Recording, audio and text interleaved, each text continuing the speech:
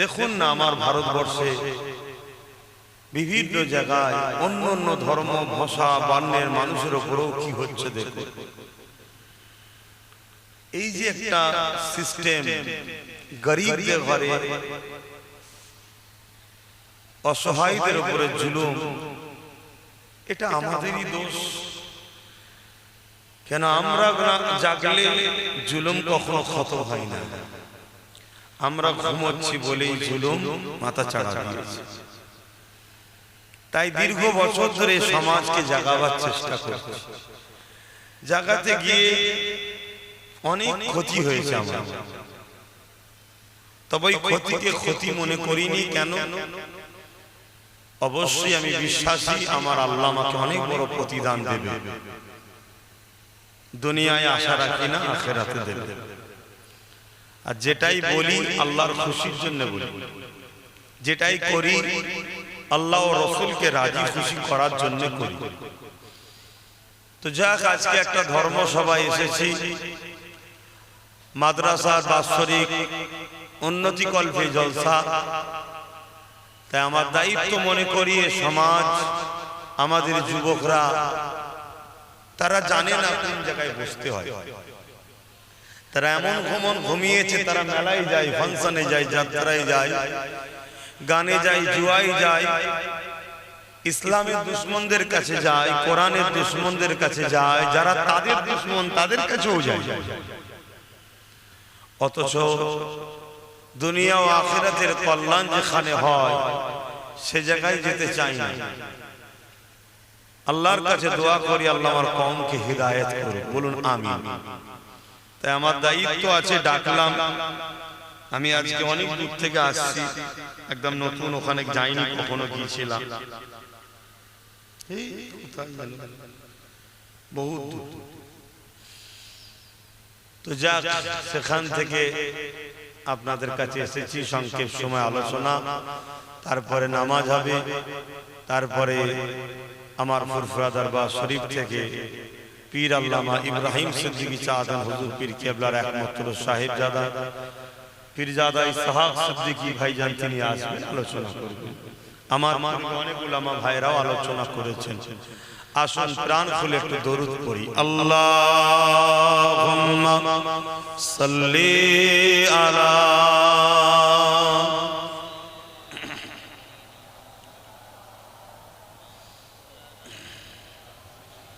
একটু জবান খুলে পড়তে হবে যুবক। এই আমার ভাইরা বসো, ওখানেই বসো, ওখানেই বসে যাও। ইজ্জত যাবে না চটে বসলে। ইজ্জত আর আমাদের রইল কোথায়?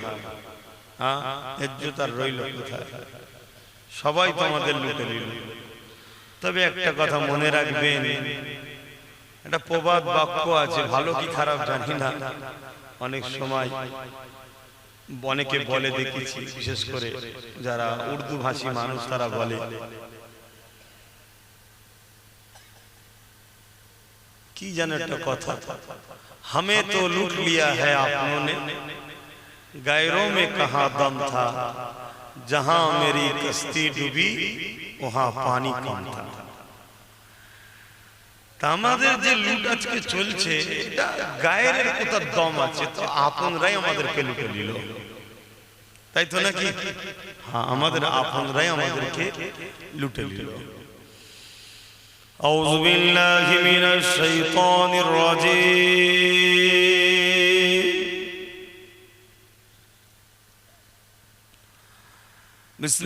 বিসমিল্লাহির রহমানির রহিম।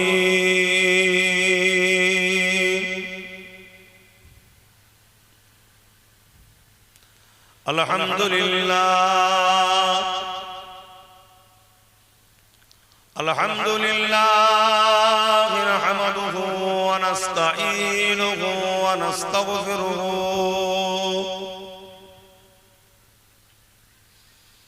ওয়া নু'মিনু বিহি ওয়া নাতাওয়াক্কালু আলাইহি ওয়া নাউযু বিল্লাহি মিন শুরুরি আনফুসিনা ومن سيئات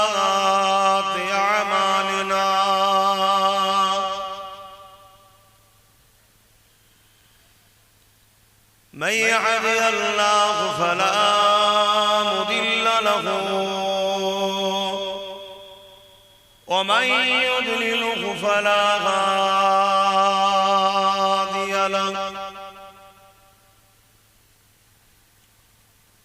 ونشهد أن لا إله إلا الله وحده لا شريك له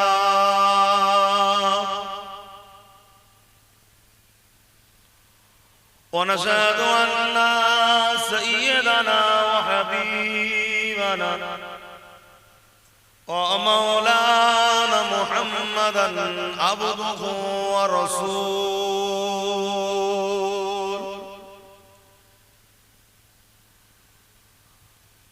أما بعد فيا أيها الحاضرون رحمكم الله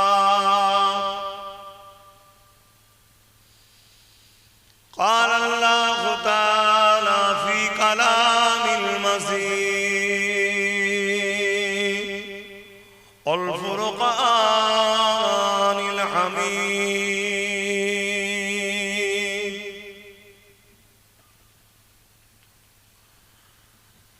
إن الله وملائكته يصلون على النبي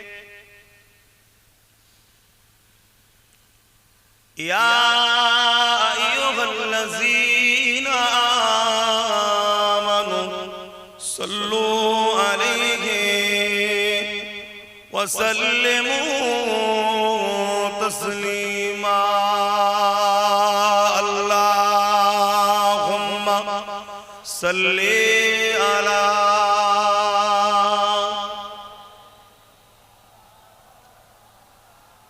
وعلى آل سيدنا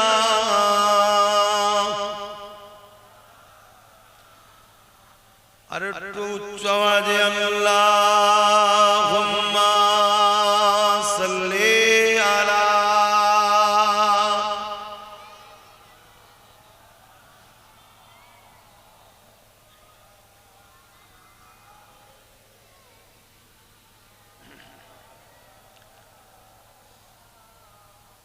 मेरे आँखों की बुदली में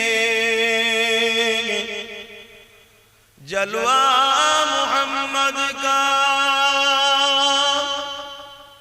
मेरे दिल की आईने में नक्शा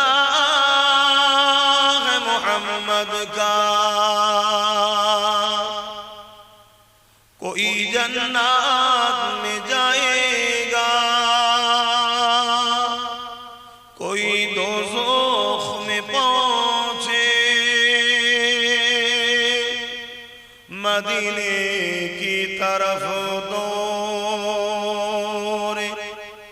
दीवाना मोहम्मद का अल्लाहुम्मा सल्ली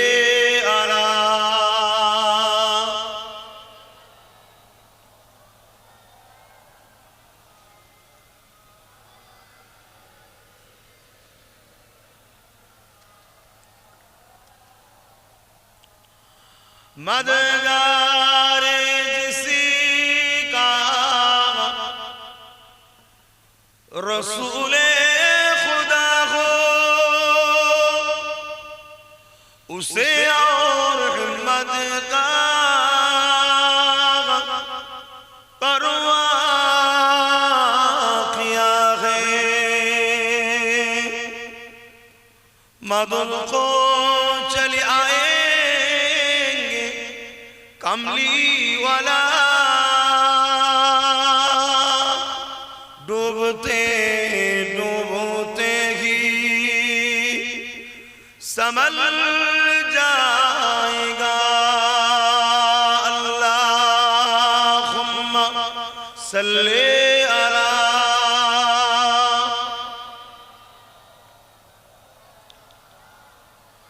वला सैयदना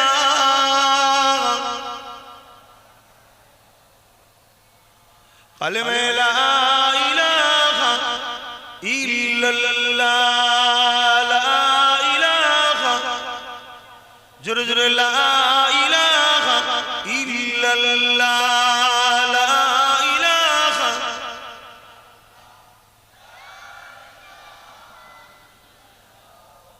मुहम्मदुर रसूलुल्लाह ला इलाहा इल्लल्लाह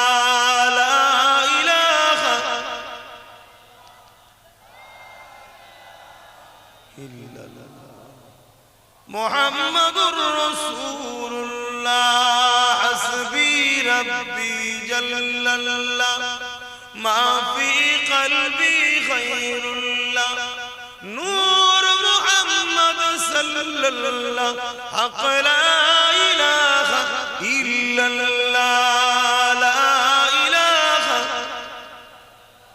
ला इलाहा इल्लल्लाह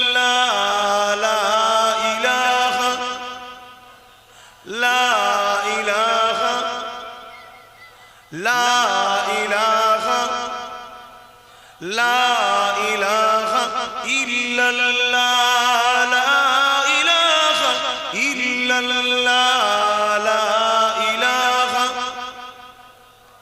لا إله إلا الله محمد رسول الله اللهم صل على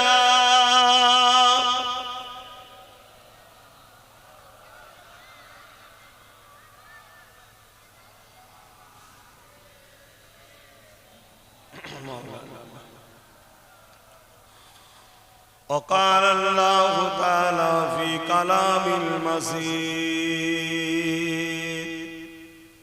الفرقان الحميد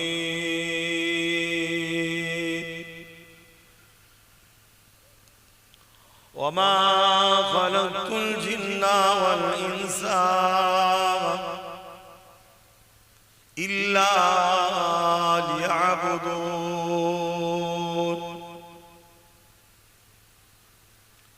وقال الله تعالى في كلام المسيح الفرقان الحميد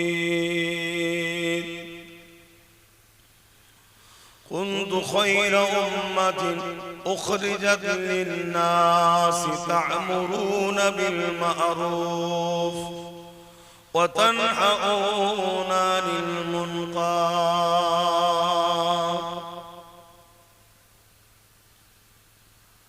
قال رسول الله صلى الله عليه وسلم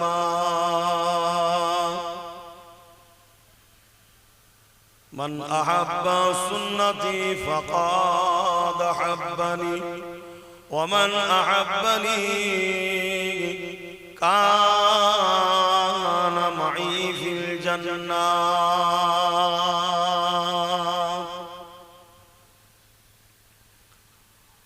أو كما قال رسول الله صلى الله عليه وسلم من أحب لله وأبغض لله وأعطى لله ومنع لله فقد استكمل الإيمان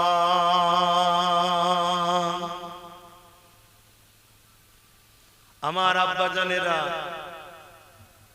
পর্দা নিশিন আমার আম্মা জানেরা বোনেরা আমার নওজোয়ান তরুণেরা যুবকেরা ছোট ছোট বাবুরা এই দুনিয়া আমাদের কারো জন্য চিরস্থায়ী নয় সে পীর সাহেব হোক মুফতি সাহেব হোক আলেম সাহেব হোক বা সাধারণ মানুষ হোক বা মুরিদ হোক সে শিক্ষক হোক আর তুলাবা ছাত্র হোক সে আলেম হোক আর আম মানুষ হোক সে গরিব হোক আর ধনী হোক সে রাজা হোক আর মহারাজা হোক মৃত্যুর স্বাদ সবাইকে চাকতে হবে নেক কাজ করলেও মৃত্যু হবে অন্যায় করলেও মৃত্যু হবে ভালোর পক্ষে থাকলেও মৃত্যু হবে, অন্যায়ের পক্ষে থাকলেও মৃত্যু হবে। এই দুনিয়াটা হলো একটা পরীক্ষার জায়গা। কিছুদিনের মেহমান আমরা, আজ আছি কাল নাই, কখন যে কে চলে যাবে কোনো গ্যারান্টি নেই। আসার যদিও বা আনুমানিক একটা ডেট দেয়া যায়, কিন্তু যাবার কোনো ডেট নাই। দাদু রয়ে গেছে, দাদি রয়ে গেছে, নাতি পুতা চলে গেছে। অতএব আজ আমি আছি, কাল চলে যাব, আপনারা আছেন, একদিন চলে যাবেন। আমাদের স্রষ্টা, আমাদের সৃষ্টিকর্তা একজন, তিনি কে? আমি সবাইকে জিজ্ঞেস করেছি, যার যার স্রষ্টা শাহাদাত আগুন তুলে বলুন, তিনি হলেন আল্লাহ। লম্বা করে হাত তুলে বলুন আল্লাহ, আরো জোরে বলুন আল্লাহ। তবে মনে রাখবেন, এই দুনিয়ায় যারা কষ্ট পায়, আল্লাহ তাদেরকে আখিরাতে শান্তি দেবে। আল্লাহ জাত পাকের কসম করে বলেছে, আমি যাদেরকে দুনিয়ায় শান্তি দেবো, আখিরাতে দেব না। আর দুনিয়ায় যাদেরকে আমি কষ্ট দিয়ে পরীক্ষা নেব, সবর করবে, ধৈর্য ধরবে, আমার রাস্তায় থাকবে, হাজারো মুসিবত বালা আসার পরও যে আল্লাহ পরীক্ষা নিচ্ছে, আমি কিছুদিন পরে ওকে তুলে নেব, পরীক্ষা শেষ হয়ে যাবে, চির শান্তির আমার মেহমান খানা জান্নাতে ওকে থাকতে দেবো চিরস্থায়ী। জোরে বলুন সুবহানাল্লাহ। এটাই তো আমাদের ঈমান। ঈমান আমাদের তো এটা। আমরা বিন দেখে ঈমান এনেছি। আমানতু বিল্লাহি, আল্লাহর উপরে, ওয়া মালাইকাতিহি, ফেরেশতার উপরে, ওয়া কুতুবিহি, কিতাবের উপরে, ওয়া রাসূলিহি, নবীদের উপরে, ওয়াল ইয়াউমিল আখির, আখিরাতের উপরে, ওয়াল কদরি খাইরিহি, তাকদীরের উপরে, মিনাল্লাহি তাআলা আল বা'স বা'দাল মাউত, এবং মৃত্যুর পর আবার উঠানো হবে। এগুলোর উপরে আমরা তো বিন দেখে বিশ্বাস করেছি। এবং জবানে মুস্তাফা আরবি সাল্লাল্লাহু আলাইহি সাল্লামের উপরে আমাদের বিশ্বাস এতটাই যে নবী বলেছেন আখিরাত আছে, ভালো মন্দ আল্লাহর পক্ষে হয়, তাকদীর আল্লাহর কুদরতি হাতে, ফেরেশতা আছে, জান্নাত আছে, জাহান্নাম আছে, মৃত্যুর পর উঠানো হবে। আমরা হুজুরের উপরে এত বিশ্বাসী, আমরা হুজুরের লাভের কথাকে বিশ্বাস করে নিচ্ছি। কি তো বলা হয় ঈমান। জোরে বলুন সুবহানাল্লাহ। অর্থাৎ যার দিলে যত বেশি হুজুরের উপরে আদব, বিশ্বাস, ভক্তি, ভালোবাসা আছে, তার ঈমান তত মজবুত আছে। ঈমানের সাথে সাথে আমাদেরকে আমলের জিন্দেগি তৈরি করতে হবে, যে যত বেশি আমল করবে তার জান্নাতে ক্যাটাগরি তত ভিআইপি হবে। যে ভাষাগুলো আপনারা বুঝবেন, ওই ভাষায় আপনাদের বোঝাচ্ছি। আজকে দুনিয়া জমিন আমাদের জন্য কিছু দিনের, এই পৃথিবীতে আমরা যত দিন যাচ্ছে যেন আমাদের ধর্মীয় স্বাধীনতার উপরে একটা হস্তক্ষেপ আস্তে আস্তে নেমে আসছে। আমরা বিগত দিন দেখেছি আমাদের চাকরি হরণ হয়েছে, বিগত দিন দেখেছি আমাদের জায়গা চুরি হয়েছে, আমার পজিশন, আমার পদ অন্যজন পেয়ে গেছে। বিগত দিন আমাদের দুনিয়াবি সংসার জীবনের প্রয়োজনের উপরে অনেকে হস্তক্ষেপ করেছে, অনেক দিক দিয়ে আমাদের উপরে আঘাত এসেছে। আমরা তখন যদি শক্ত হাতে দিকে দাঁড়াতাম, তাহলে আজকে এই দিন আমাদের দেখতে হতো না, যেখানে আজ আমাদের ঈমান থাকবে না যাবে। খুব ভালো করে শুনুন, অন্যায়ের প্রতিবাদ করার নাম ঈমান। অন্যায় দেখে প্রতিবাদ যে করেনি তার মধ্যে ঈমান নাই। এবারে যখন ইসলামের মূল বিষয়ের উপরে আঘাত আসবে, তখন এই প্রতিবাদের চরম সীমা যুদ্ধ সংগ্রাম পর্যন্ত হয়ে যেতে পারে। যদি এই জায়গায় আমরা যারা পরিমাণ অবহেলিত হই, তাহলে কিন্তু আমাদের ঈমান চলে যাবে। তাহলে এখানে আজ আমাদেরকে ঈমানের অস্তিত্বের জায়গায় আজ আমরা এসে দাঁড়ালাম। কারণ কি? যখন আমাদের এলাকায় বা আমরা দেখেছিলাম 20 গাছ গজাচ্ছিল, তখন আমরা ট্রিটমেন্ট করিনি। আমরা ভাবছিলাম হচ্ছে হোক, হচ্ছে হোক, হচ্ছে হোক, হচ্ছে হোক। লাস্টে এত গজান গজিয়ে গেছে, দেখবেন সচরাচর রাস্তার ধারে একটা গাছ গজাচ্ছে যাতে নিঃশ্বাস নিতে অসুবিধে হয়। এটা আমার দেশের নয়, বিদেশ থেকে এসেছে। আমি ওই গাছ উদাহরণ দিয়ে বুঝাচ্ছি। তাহলে পাপ প্রথমে আমি অনেক আগে বলেছিলাম, আপনারা শুনেছেন, প্রথম ফুসকুড়ি হয়। আপনারা ভাবছেন ফুসকুড়ি তো চুলকাচ্ছে, বেশ আরাম লাগছে, কি একটু চুলকে চুলকে অনেকের একটু দেখবেন ছিঁড়েও যায়, ধুলোবালি পড়লো, ওটা আস্তে এলাকা বড়লি একটা ফুড়া টাইপের হলো, গরম পানি দিয়ে বা টিপে টিপে ওই ভেতরের নোংরা গুলো বার করছেন, ভাবছেন খুব ভালো লাগছে, কিন্তু ওটা একদিন ক্যান্সারে পরিণত হয়। এ কথা আমি আগে বলেছি না বলিনি? কিছু কিছু কথা আছে আমার ইসলামও বলেছে তুমি বেশি খুলে বলতে যাও না। সবই বোঝে, এর বেলায় বোঝে না কেন? তাই আমি যতটা পেরেছিলাম বুঝিয়েছিলাম। কিন্তু আজকে ক্যান্সারের প্রথম ধাপে কিন্তু আমরা পা দিতে চলেছি, এখনো পা দিইনি, কিন্তু এখনো ট্রিটমেন্ট যদি ঠিকভাবে হয়, আমার ঈমান সেই মহান আল্লাহর উপরে যিনি কোন দ্বারা তৈরি করেছে ফায়াকুন হয়ে গেছে। আমার ঈমান সেই মহান স্রষ্টার উপরে যিনি এই বিশাল আসমানকে টুকরো টুকরো করে ফেলবে, তারাগুলো ঝরে ঝরে পড়বে, এই বিশাল পাহাড়গুলো তুলোর মতো উঠবে, একটা পাহাড় আর একটা পাহাড়ের সঙ্গে টক্কর হবে, ধাক্কা হবে, ঝরঝর করে যেমন ধুলোর মতো উড়ে যায়, তুলোর মতো ঝুরে ঝরে ঝরে ঝরে সব প্লেন হয়ে যাবে। আমার ঈমান সেই আল্লাহর উপরে যিনি বাপের শরীরে সামান্য সামান্য নাপাক পানি থেকে মায়ের রেহেমে দিয়ে এই পৃথিবীতে আজকের দিনেও কয়েক লক্ষ বাচ্চা দুনিয়ায় পাঠিয়েছে। সেই আল্লাহর কথা বলছি। যদি আমরা এখনো ট্রিটমেন্ট ঠিকভাবে করতে শুরু করি, এখান থেকে পুরো রিকভার হয়ে সুস্থ শরীর আল্লাহ ফেরত দিতে পারেন। বলুন ইনশাআল্লাহ। আমার আলোচনা বুঝছেন তো? কি গো বুঝছেন? কিন্তু দুর্ভাগ্যের বিষয়, সবই বুঝি, সবই হয়, সবই কিছু ভাবি, কিন্তু দুঃখের বিষয় মুসলিম লেবাসে, মুসলিম সুরাতে, মুসলিম সমাজের মধ্যে গাদ্দার হয়ে গেছে। কথাটা কি খুব কষ্ট দিল? একটু হ্যাকি না বল, খুব কষ্ট দিল কথাটা। এই জন্য আজ আমাদের চলার পথ চেষ্টা করলেও বড় বাধার সম্মুখীন হতে হচ্ছে। কেন? আমাদের ঘরে ঘরে গাদ্দার,